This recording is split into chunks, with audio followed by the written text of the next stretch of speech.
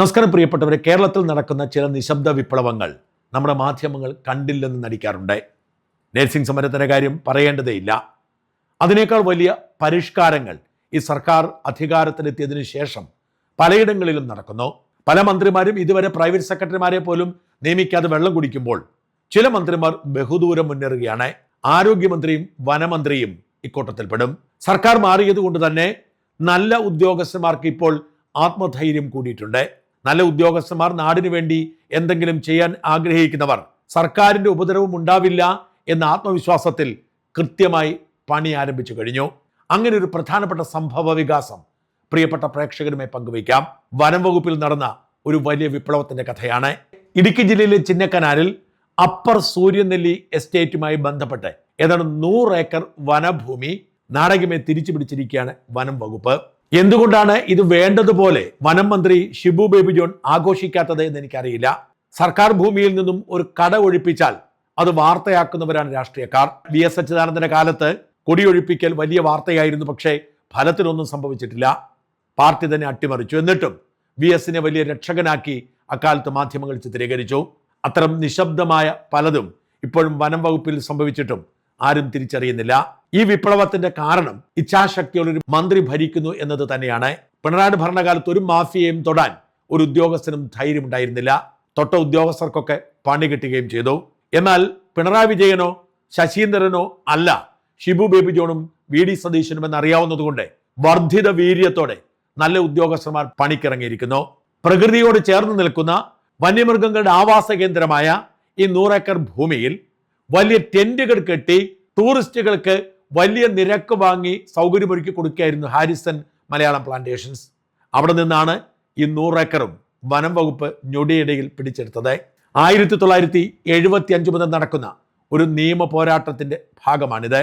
അങ്ങനെ 87-ൽ ഈ വനഭൂമിയുടെ സിംഹഭാഗവും ഹാരിസന് വിറക് ആവശ്യത്തിന് വേണ്ടി വിട്ടുകൊടുത്തു. എന്ന് വെച്ചാൽ വിറക് അവർക്ക് ആവശ്യമാണ്. അതുകൊണ്ട് തന്നെ വിറക് ആവശ്യത്തിന് വേണ്ടി വിട്ടുകൊടുക്കാൻ കോടതി ഉത്തരവിട്ടു. എന്നാൽ ബാക്കിയായിരുന്ന 100 ഏക്കർ സർക്കാരിനോട് ഏറ്റെടുക്കാൻ പറഞ്ഞു. അത് പൂർണ്ണമായും സർക്കാർ ഭൂമിയാക്കാൻ അനുമതി കൊടുത്തു. വർഷം 39 വർഷമായിട്ടും അത് ഏറ്റെടുക്കാൻ സർക്കാരിന് സാധിച്ചില്ല. ഹാരിസൺ അതിൽ നിയമവിരുദ്ധമായ അവകാശം സ്ഥാപിച്ച് അത് ടെന്റ് കെട്ടാൻ വാടകയ്ക്ക് കൊടുത്ത് ലാഭമുണ്ടാക്കിക്കൊണ്ടിരുന്നു. മാറി മാറി വരുന്ന ഭരണാധികാരികളും വനം വകുപ്പ് ഉദ്യോഗസ്ഥരും അത് സർക്കാരിലേക്ക് വീണ്ടെടുക്കാൻ ഒരു ശ്രമവും നടത്തിയില്ല.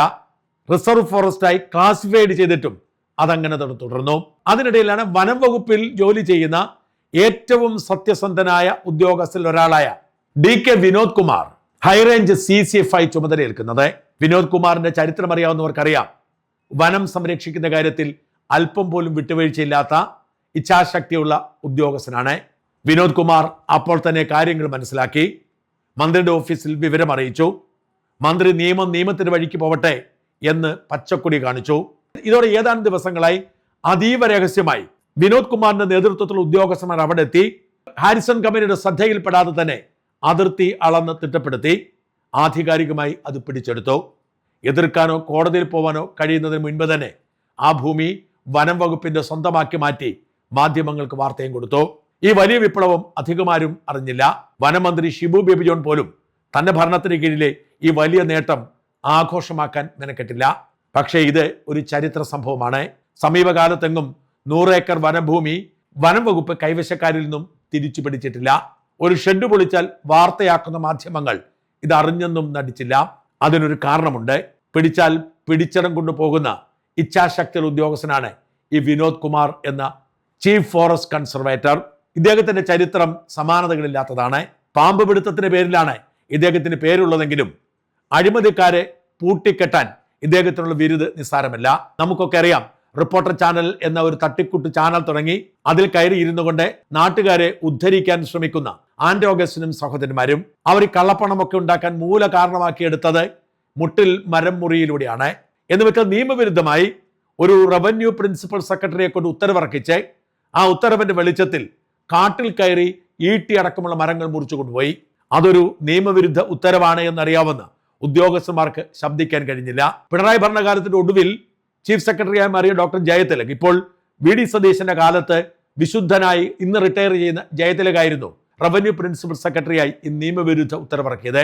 ഉത്തരവിന്റെ പുറത്ത് കോടിക്കണക്കിന് രൂപയുടെ വനം അവർ മുറിച്ചു മാറ്റി. അക്കാലത്ത് മേപ്പാടി ഡിവിഷനിന്റെ റേഞ്ച് ഓഫീസർ ഒരു ബാബുരാജാണ്.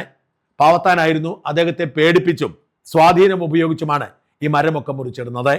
പക്ഷെ അതിനിടയിൽ ബാബുരാജിന് സ്ഥലമാറ്റം വരുന്നു. അവിടെ ചുമതലയേൽക്കാൻ എത്തുന്നത് ഇടുക്കിയിൽ നിന്നും ഒരു ഷമീർ എന്ന റേഞ്ച് ഓഫീസറാണ്. ഈ നിയമവിരുദ്ധ ഉത്തരവിനെ കുറിച്ച് നല്ല നിശ്ചയമുള്ള ഷമീർ മുറിച്ചിട്ടിരിക്കുന്ന കോടിക്കണക്കിന് രൂപ വിലമതിക്കുന്ന ഈട്ടയും തേക്കും അടക്കമുള്ള മരങ്ങൾ കണ്ട് ഞെട്ടി. അതിനിടയിൽ ആന്റോയും സഹോദരങ്ങളും കൂടെ എത്തി പേടിപ്പിക്കാൻ തുടങ്ങി. എറണാകുളത്തെ മില്ലിലേക്ക് കൊണ്ടുവരാൻ ആ പാസിന് വേണ്ടി അപേക്ഷ കൊടുത്ത് കാത്തിരിക്കുമ്പോഴാണ് ഷമീർ അവിടെ എത്തുന്നത്. ഷമീർ പറഞ്ഞു അതിന് റവന്യൂ ഉദ്യോഗസ്ഥരുടെ സർട്ടിഫിക്കറ്റ് വേണം. ഒരു വില്ലേജ് ഓഫീസർ സർട്ടിഫിക്കറ്റുമായി ഷമീറിനെ സമീപിക്കുകയാണ് ആന്റോയുടെ സഹോദരൻ റോജിയും. എന്നാൽ അതുപോരാ, തഹസീൽദാരുടെ അനുമതി വേണമെന്ന് പറയുന്നു. ഇതിനിടയിൽ ഷമീർ ഇവർക്കുള്ള അനുമതി തന്നെ റദ്ദാക്കിക്കൊണ്ട് ഉത്തരവ് പുറപ്പെടുവിക്കുന്നു.